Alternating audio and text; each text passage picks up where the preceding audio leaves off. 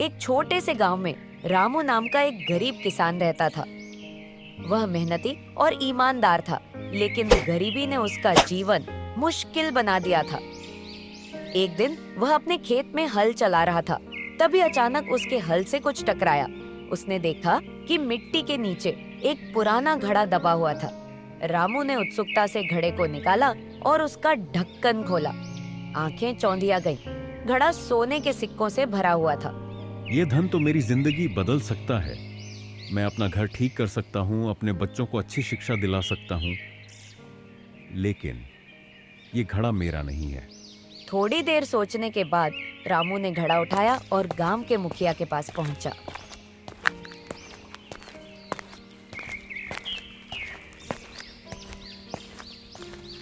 Hi friends, इस प्रकार नई नई कार्टून स्टोरी देखने के लिए मेरे चैनल को सब्सक्राइब कीजिए और वीडियो अच्छी लगे तो लाइक एंड शेयर कीजिए।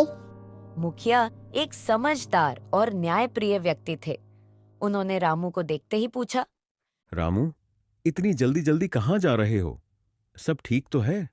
मेरे खेत में ये घड़ा मिला है। ये तो किसी का खोया हुआ हो सकता है मुखिया जी। ये सोने के सिक्कों से भरा हुआ है, लेकिन ये मेरा नहीं है। इसलिए मैं इसे आपके पास लाया हूं ताकि आप असली मालिक को ढूंढ सकें। मुखिया रामू की ईमानदारी से बहुत प्रभावित हुए। उन्होंने गांव वालों को पंचायत के लिए बुलाया और सबके सामने रामू की कहानी सुनाई। रामू ने यह सोने का घड़ा लौटाकर अपनी ईमानदारी का उदाहरण पेश किया है।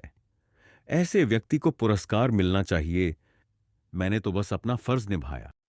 मुखिया ने घोषणा की कि सोने का घड़ा अब रामू का होगा, क्योंकि उसने जो किया वह असाधारण था।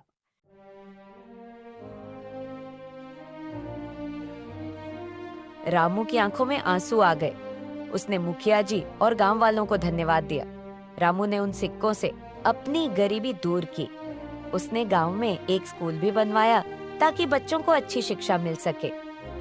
गांव में रामू की ईमानदारी और परोपकार की कहानियां आज भी सुनाई जाती हैं।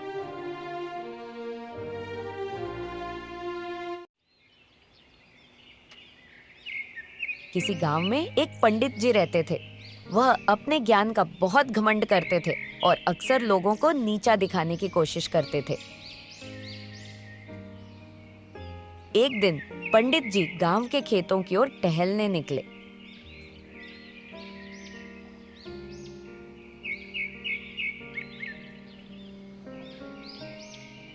वहां उन्होंने एक किसान को देखा जो अपने बैल के साथ हल चला रहा था।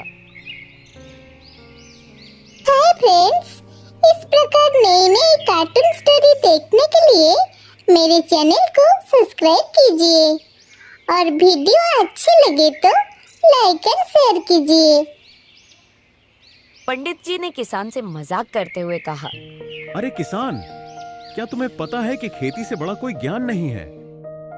किसान ने पंडित जी की बात सुनकर शांति से उत्तर दिया, पंडित जी, मैं तो अनपढ़ हूँ, लेकिन मुझे अपने काम का ज्ञान है। पंडित जी हंसते हुए बोले, अरे मूर्ख, तुझे क्या पता कि जीवन में असली खुशी क्या है? तेरे जैसे लोग तो बस मिट्टी में सने रहते हैं। किसान ने मुस्कुराते हुए कहा, पंडित जी, खुशी केवल बातों से नहीं आती, उसे मेहनत से कमाना पड़ता है। पंडित जी को यह बात सुनकर गुस्सा आ गया। उन्होंने कहा, चल, मैं तुझसे 3 सवाल पूछता हूँ। अगर तूने सही उत्तर दे दिए तो मैं मान लूंगा कि तू बुद्धिमान है। किसान ने सहमति दे दी। पंडित जी ने सवाल पूछना शुरू किया। पहला सवाल, आकाश में कितने तारे हैं?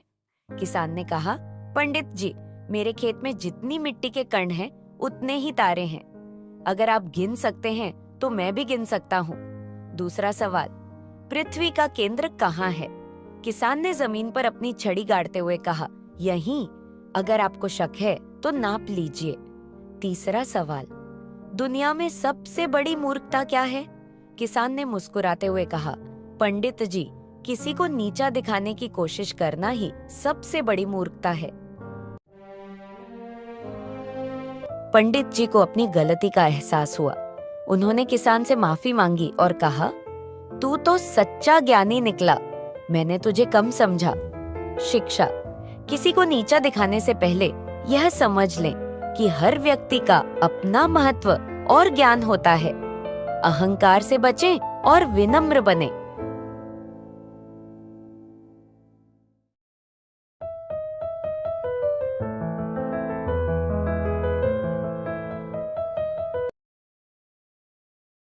बैकुंठ नाम के एक गांव में रघु नामक एक लकड़हार रहता था। वो एक सच्चा ईमानदारी था, इसीलिए गांव का सभी लोग उसको प्यार करते थे। वो हर दिन जंगल में जाकर लकड़ी काटता था और उसको लेकर बाजार में बिककर जो मिलता था उन्हीं से उसका परिवार चलाता था। एक दिन का बात है, रघु लकड़ी काटने के लिए जंगल में गया। एक नदी के किनारे पर एक अच्छा सा पेड़ काटने लगा। लकड़ी काटने के समय उसका लोहे का कुल्हाड़ी हाथ से फिसल गया और जाके नदी के पानी में गिर पड़ा। रघु बहुत ही परेशान हो गया क्योंकि उसके पास और कोई कुल्हाड़ी नहीं था और कुल्हाड़ी खरीदने के लिए उसके पास 1 रुपया भी नहीं था। हे भगवान, मैं अभी क्या करूं? मेरे पास तो अब कोई कुल्हाड़ी नहीं है और मेरे पास 1 रुपया तक भी नहीं है ताकि मैं नई कुल्हाड़ी खरीद सकता हूँ। अब मैं मेरे परिवार कैसे चलाऊंगा? रघु नदी के किनारे बैठकर सोचता था कि अब क्या करे। अचानक पानी से ऊपर एक तेज रोशनी चमक उठी। नदी में जलपरी रहती थी। रघु की इस हालत देखकर जलपरी ने उसके पास आई। तुम उदास क्यों हो? तुम्हारा क्या हुआ है?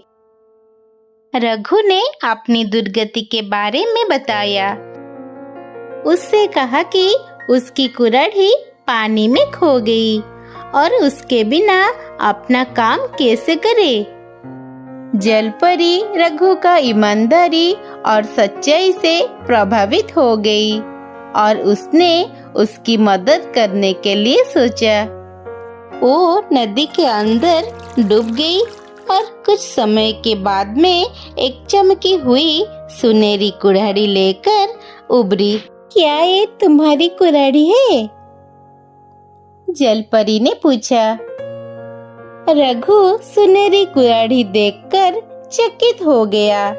वो कुल्हाड़ी खूबसूरत थी और उसकी पुरानी कुल्हाड़ी से ज्यादा कीमती थी, लेकिन ईमानदारी व्यक्ति होने के नाते से उसने सिर हिलाया और कहा कि नहीं, ये मेरी कुल्हाड़ी नहीं है। मेरी कुल्हाड़ी तो एक आमसी लोहे का कुल्हाड़ी थी। परी ने मुस्कुराई और फिर से पानी में डूब गई। इस बार वो एक चांदी का कुल्हाड़ी लेकर उठी और दोबारा पूछा, क्या ये तुम्हारा कुल्हाड़ी है? फिर से रघु ने सिर हिलाया। नहीं, ये मेरी कुल्हाड़ी नहीं है। मेरी कुल्हाड़ी लोहे की ही बनी थी। जलपरी फिर से मुस्कुराई और तीसरी बार पानी के अंदर गई। जब वो वापस आई तो उसके हाथ में रघु की पुरानी लोहे की कुल्हाड़ी थी। क्या ये तुम्हारा कुल्हाड़ी है? रघु का चेहरा खुशी से चमक उठा। हाँ, ये मेरी कुल्हाड़ी है। बहुत बहुत शुक्रिया। जलपरी रघु की ईमानदारी से प्रभावित थी। तुमने आराम से सुनहरी या चांदी की कुल्हाड़ी ले सकते थे, लेकिन तुमने सच बोलना ही चुना। तुम्हारी ईमानदारी के लिए मैं तुमको ये तीनों कुल्हाड़ियां देती हूँ। रघु खुशी से झूम उठा और जलपरी का बहुत बहुत धन्यवाद किया। रघु ने वो तीनों कुल्हाड़ियों के साथ गांव में वापस आया।